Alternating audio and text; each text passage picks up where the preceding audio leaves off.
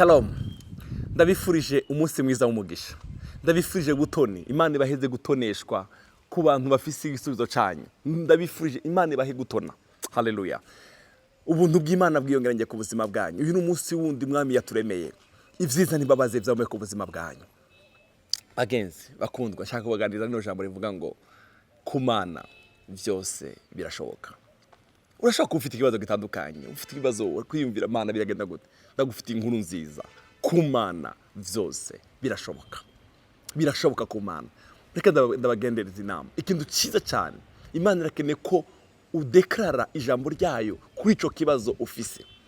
Ukibwire ko Imana yacu ishoboye byose. Dusome imirongo mikeya ivuga ngene Imana ishoboye byose. Imana yacu irashoboye byose. Hari ijambo ryanditse mu gitabo cha Matayo igice cya 19 umurongo wa 26 haravuga ngo Yesu arabitegereza arababwira ati abwira abantu ati ico ntigishoboka. Yesu arabitegereza arababwira ati kubw'abantu ico ntigishoboka ariko ku Mana byose birashoboka. Hari ibintu bidashoboka ku bantu, hari ibintu abantu badashoboye, hari ibintu abantu badashoboye. Ndashaka kubwira ico kibazo ufise ngo Imana iragishoboye. Imana iragishoboye. Ndashaka ko uzamura umutima wizera twizerane nawe, dufatikanye gusengana nawe muri no sengesho, tubwire ico kintu ngo ku Mana byose birashoboka. Hari ibidashoboka ku bantu pe, hari ibidashoboka ku bantu, hari umuntu akubwira ngo ikitsinda gishoboye, uwo ni umuntu, ariko ku Mana. Haleluya. Bene tatu breke babwire Imana twizeye, Imana ndiko ndababwira ni ya Mana Abisirayeli bageze ku kiyaga gitukura. Imana yabaje Mose ngo ufite iki Mose? Mose aramwe ngo ufite inkoni. Yirambure kuri iyo nyanja. Inyanja iratandukana. Bene data murabona inyanja ibera urumwobo hasi. Amazi ntiyandandukanije gusa, n'isi yarazamutse. Haleluya. Barambuka bagera hakurya. Iyi ni ya Mana batereye Daniyeli mu gobo rw'intambwe, basangayo marayika intambwe ntacyo zagize Daniyeli. Imana yacu ishoboye byose. Kubw'abantu ari ibidakunda, ariko ku Mana byose birashoboka. Wewe izere umwami wawe, izere wizere mubwire Mana ndakwizeye ko kuri wowe byose birashoboka. Yarabwiye Yeremiya ijambo 32 umurongo wa 26 aravuga ngo maze ijambo ry'uhoraho riza kuri Yeremiya riti ehe nduhoraho Imana y'abariho bose, mbega hari ikintu na kimwe kinanira? Ndi Imana y'abariho bose, nawe urimo nanje ndimwo. Hari ikintu kinanira? Hari ikintu kinanira Imana bakundwa? Ni Imana y'abariho bose, ni Imana y'ibiriho byose. Hari ikintu kinanira? Ndagufite inkuru nziza. Nta kintu kinanira umwami wacu, nta kintu kinanira. Haleluya. Nta kintu na kimwe kinanira. Glory. Haleluya. Ndi Imana y'abariho bose, mbega hari ikintu kinanira?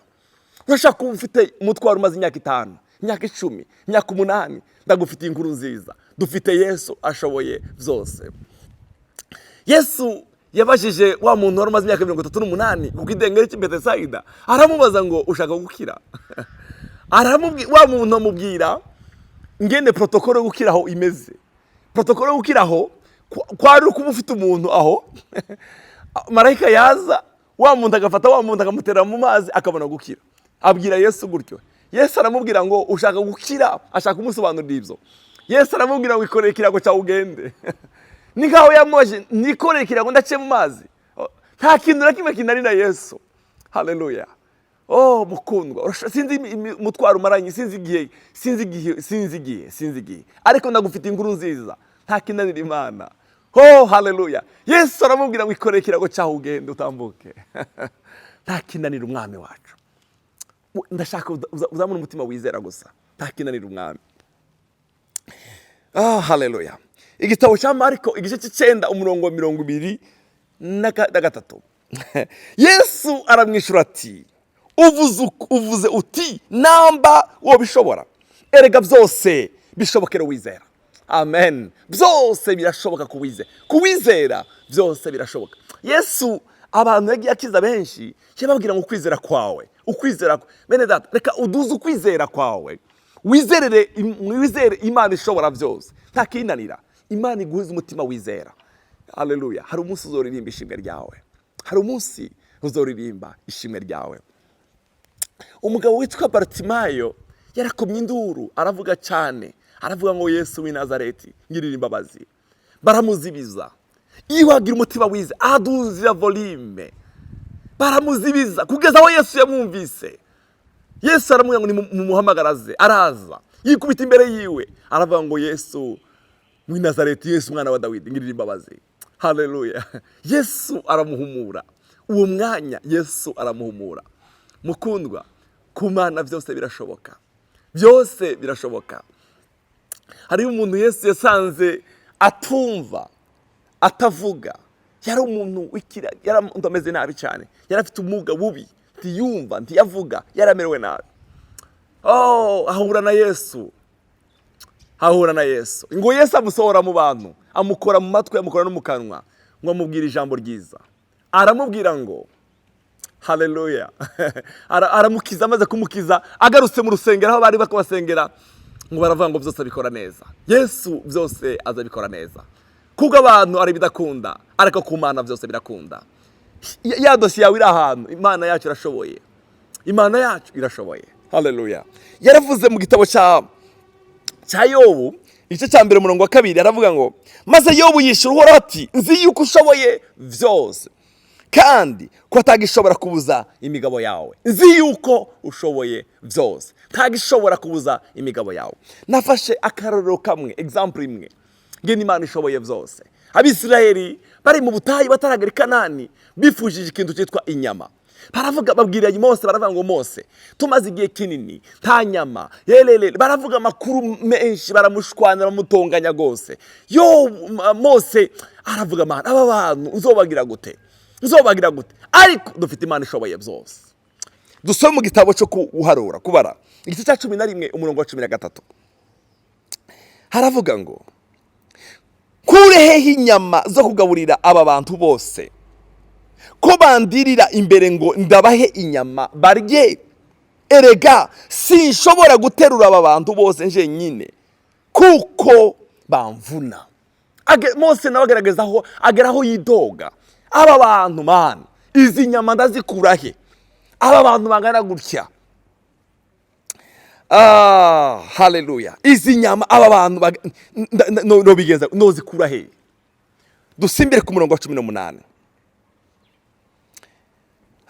Kandi ubarira abantu ati, umunsi weje uzoshike mwiyejeje, ati kandi muzorya inyama, kuko muririye mu matwi yiwe, mukavuga muti ninde yoduha inyama zo kurya? Muti ko twari tumerewe neza muri Egiputa, uti nicyo gitumye azobaha inyama zuko murya. Uti timuzozirya umunsi umwe, cyangwa 2, cyangwa 5, cyangwa 10, cyangwa 20, ariko muzozirya ukwezi kwiramvuriye gushitsaho zizosigara zibaduhira, zikabasesema. Uti niko uti kuko mu mwanse Uhoraho ari muri mwebwe. Uti mukarira imbere yiwe muti twaviriye ki muri Egiputa. Bene data, aba bantu ndakintu na kimwe bari bavuze, bari baronse Mana, bararonse amazi, baridogera Mose ngo dukeneye inyama. Mose ngo arababara cyane. Mose yishura Uhoraho ati, yishura abantu ati, Mose aramwishura ati, aba bantu ndimwo abagabo bimbaka n'ibihumbi 600, none uvuze ngo uzobaha inyama bazirye ukwezi kwiramvuye? Mbega bazobagirwa imikuku n'amasho bibakwire, cyankwe bazokoranirizwa amafi yose yo mu kiyaga abakwire? Mose nawe yagize ikibazo. Imana imaze kuvuga ngo ejo bazorya inyama, Mose yabajije Imana ngo Mana, bazorya amafi? yo mu kiyaga niyo uzobaheza cyangwa ibi bintu twazanye izinga n'izi ntama bazozirya. Ikindi womenya mana, abagabo bonyine ni abantu 600,000 hatarimwe abagore n'abana.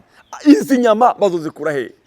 Umva ndababwira n'abatangiye kwijambo rivuga ngo kubw'abantu hari ibidakunda ariko ku Mana byose birashoboka. Mose yabonaga ko iki kintu kidakunda ku buryo abantu barya inyama ukwezi kumwe, amezi, abagabo bonyine 1,000 barya iminsi yose. Dufite Imana ishoboye byose. Mukundwa uri kurankurikirana, hari ibidakunda ku bantu. Na Mose ubwiwe yarakekeranije aravuga Mana bizogenda gute, ariko hari byose bishobokera Imana, byose birashoboka ku Mana. Oh haleluya. Umurongo wa 31, haza umuyaga uvuye kuhoraho uzana inkware zivuye ku kiyaga azirekurireho bashagaje impande zose.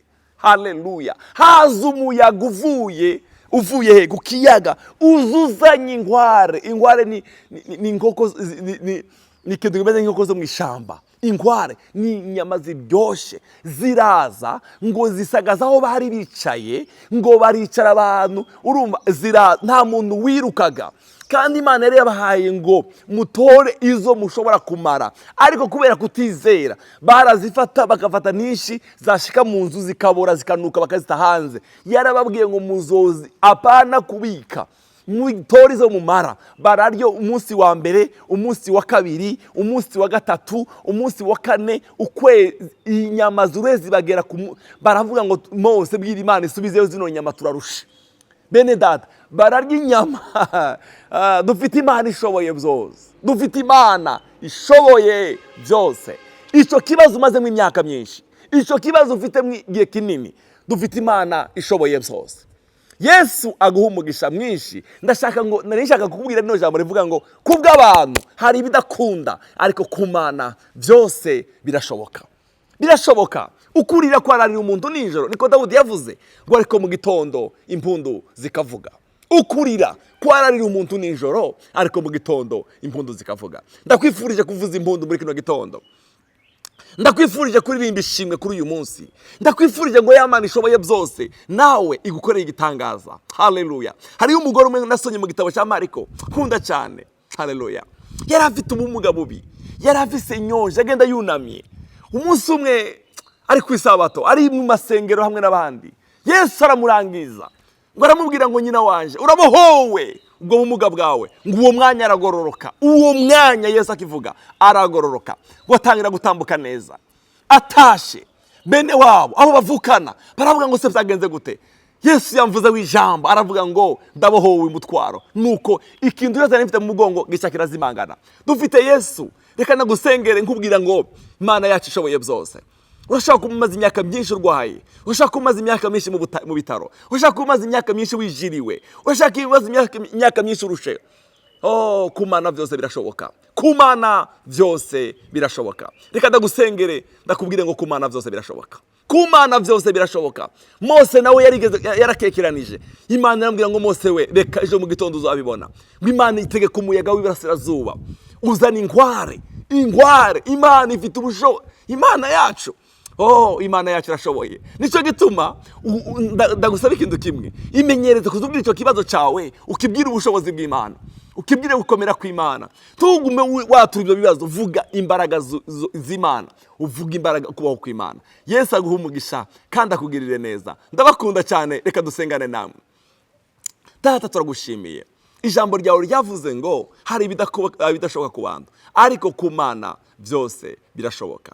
Ndasenze ngo umushoboke iki kintu uyu mwene data afise, umukorere igitangaza, umuremere ishimwe Mana, umuremere indirimbo sha, umuremere kuvuza impundu. Ubuntu bwawe bwinshi bwiyongeranye ku buzima bwiwe. Wakoreye ba Mose kino gitangaza, aba bantu barivuza barabibahaye, ukoresheje umuyaga w'iburasirazuba. Ufite gukoresha ibintu byinshi kugira ngo uyu mwene data yishugwe. Ndasengeye uyu muntu arwaye, umukize n'izina rya Yesu Kristo. Ndasengeye umuntu yifuza umwana, birashoboka kuri wewe mwana, birashoboka kuri wewe, birashoboka kuri wewe. Ndasengeye umuntu amaze igihe kinini adafite akazi, umukoreye igitangaza. Ndasengeye umuntu amaze igihe kinini mwami, haleluya, amerewe nabi mu mutima wiyarushe, umuruhure, haleluya. Ukuriye ko arariye umuntu nijoro, ariko mu gitondo impundu zikavuga. Iki gitondo kimubera igitondo cyiza cy'umugisha. Urakoze Yesu, mu izina rya Yesu, amen. Byose birashoboka. Mana, mana.